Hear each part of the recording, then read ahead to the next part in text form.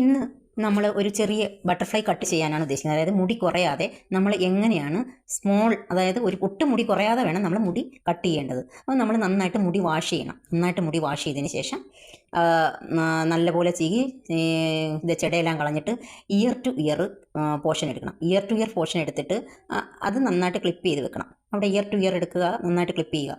അതായത് പിന്നെ 3 സെക്ഷൻ, ബാക്കിൽ ഒരു സെക്ഷനും കൂടി എടുക്കണം. 3 സെക്ഷൻ എടുക്കണം. ഫ്രണ്ടിൽ ഇയർ ടു ഇയർ ഒരു 2 സെക്ഷനും ബാക്കിൽ ഒരു സെക്ഷനും കൂടെ എടുക്കണം. അപ്പോൾ ബാക്കിൽ ഒരു സെക്ഷൻ എടുക്കുമ്പോൾ ശ്രദ്ധിക്കേണ്ട ഒരു കാര്യം എന്ന് വെച്ചാൽ നമ്മൾ അത് അവിടെ നിന്നാണ് ഗൈഡ് ലൈൻ എടുക്കേണ്ടത്. അതായത് ബാക്കിലത്തെ ഒരു വി ഷേപ്പിൽ എടുക്കണം. വി ഷേപ്പിൽ നമ്മൾ എടുക്കുമ്പോൾ അവിടെ നിന്ന് ഒരു ഗൈഡ് ലൈൻ കിട്ടും. മനസ്സിലായോ? അത് 90 ഡിഗ്രി നീ പൊക്കി പിടിച്ച് വേണം കുറച്ച് കട്ട് ചെയ്യാൻ. മനസ്സിലായല്ലോ? അതുപോലെ കട്ട് ചെയ്തതിന് ശേഷം അത് 2ആയിട്ട് ഡിവൈഡ് ചെയ്യണം. അതങ്ങനെ കട്ട് ചെയ്ത് നന്നായിട്ട് കട്ട് ചെയ്യണം. ചെറിയ പ്രശ്നങ്ങളൊക്കെ ഉണ്ടെങ്കിൽ എല്ലാം നോക്കിയിട്ട് വേണം കട്ട് ചെയ്യാൻ. അങ്ങനെ അത് 2ആയിട്ട് ഡിവൈഡ് ചെയ്യണം. എന്നിട്ട് അതിൽ നിന്ന് ഓരോ സെക്ഷൻ എടുക്കണം. അതിൽ നിന്ന് ഓരോ സെക്ഷൻ എടുത്തിട്ട് നമ്മൾ ആ ഗൈഡ് ലൈൻ നോക്കി നന്നായിട്ട് എല്ലാം കറക്റ്റായിട്ട് വെട്ടിക്കോണം. അതായത് ഒട്ടും മുടി കുറയരുതെന്നാണ് ഈ മോളുടെ അഭിപ്രായം. അപ്പോൾ അടിയിലും ഒരു ബട്ടർഫ്ലൈ ലെയർ പോലെ കിടക്കാൻ വേണ്ടിയിട്ടാണ് അങ്ങനെ കട്ട് ചെയ്യുന്നത്. എന്നിട്ട് തിരിച്ചും അപ്പുറത്തെ മുടിയും അതുപോലെ തന്നെ ഗൈഡ് ലൈൻ നോക്കി ആ ഫസ്റ്റ് ഒരു നമ്മൾ കെട്ടിയില്ലേ, ആ ഒരു ഗൈഡ് ലൈൻ നോക്കി രണ്ടും അതേപോലെ തന്നെ വെട്ടി കംപ്ലീറ്റ് ചെയ്യണം. വെട്ടി കംപ്ലീറ്റ് ചെയ്തതിന് ശേഷം നന്നായിട്ട് കുറച്ച് മുടിയോ എന്തെങ്കിലും ഉണ്ടോ എന്ന് നോക്കണം. നമ്മൾ അടിയിൽ എന്തെങ്കിലുമൊക്കെ ഉണ്ടെങ്കിൽ അതും കൂടിയൊക്കെ കട്ട് ചെയ്യണം. പിന്നെ നമ്മൾ ഫ്രണ്ടിൽ നമ്മൾ ഇയർ ടു ഇയർ വെച്ചിരിക്കുന്ന ആ സെക്ഷൻ എടുക്കണം. ആ സെക്ഷൻ എടുത്തപ്പോഴത്തേക്ക് ഈ കുറച്ച് മുടി കട്ട് ചെയ്തിട്ടുണ്ടായിരുന്നു ഫ്രണ്ടിൽ. അത് നമുക്ക് ഗൈഡ് ലൈനായിട്ട് എടുക്കാൻ പറ്റത്തില്ല. പിന്നെ നമ്മൾ തന്നെ ഒരു ചെറിയൊരു ഗൈഡ് ലൈൻ വീണ്ടും എടുക്കണം. ആ ഒരു ഗൈഡ് ലൈൻ എടുത്തതിന് ശേഷം നമ്മൾ ഫ്രണ്ടിലത്തെ മുടി കുറച്ച് 2ആയിട്ട് ഡിവൈഡ് ചെയ്ത് ഗൈഡ് ലൈൻ നോക്കിയിട്ട് 2ആയിട്ട് ഡിവൈഡ് ചെയ്യണം.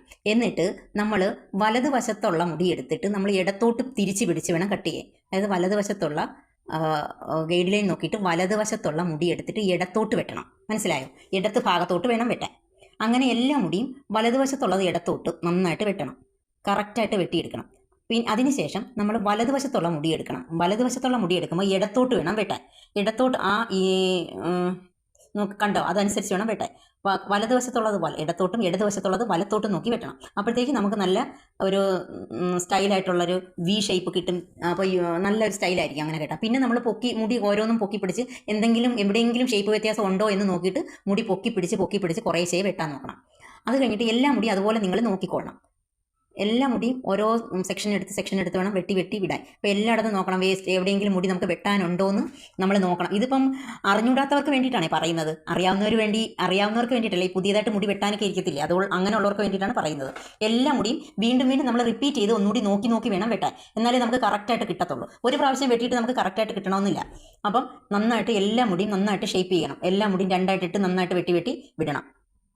നല്ലപോലെ ആ കൊച്ചിന് ഒട്ടും മുടി കുറയരുതെന്നാണ് അവളുടെ അഭിപ്രായം. കാര്യം അവർക്ക് ഡാൻസ് ഒക്കെ കളിക്കുന്ന കൊച്ചായിട്ട് മുടി അവൾക്ക് വേണം. അപ്പോൾ അടിഭാഗം നല്ലപോലെ കിടക്കുകയും വേണം.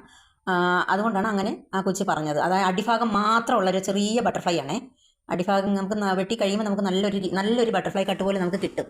അതുകൊണ്ടാണ് അങ്ങനെ വെട്ടുന്നത്. നിങ്ങളെല്ലാവരും അങ്ങനെ ശ്രദ്ധിച്ച് വേണം വെട്ടാൻ. നമ്മൾ മുടി കട്ട് ചെയ്യുമ്പോഴത്തേന് പിന്നെ നമുക്കിത് ഒരുപാട് കയറ്റി വെട്ടുമ്പോൾ അടിപൊളിയായിട്ട് കിട്ടും. പക്ഷേ ഇത് നമ്മൾ അടിഭാഗം മാത്രമേ വെട്ടുന്നുള്ളൂ. മനസ്സിലായോ? അപ്പോൾ അടിഭാഗം വെട്ടുമ്പോൾ നമ്മൾ നന്നായിട്ട് ശ്രദ്ധിച്ച് വേണം വെട്ടാൻ.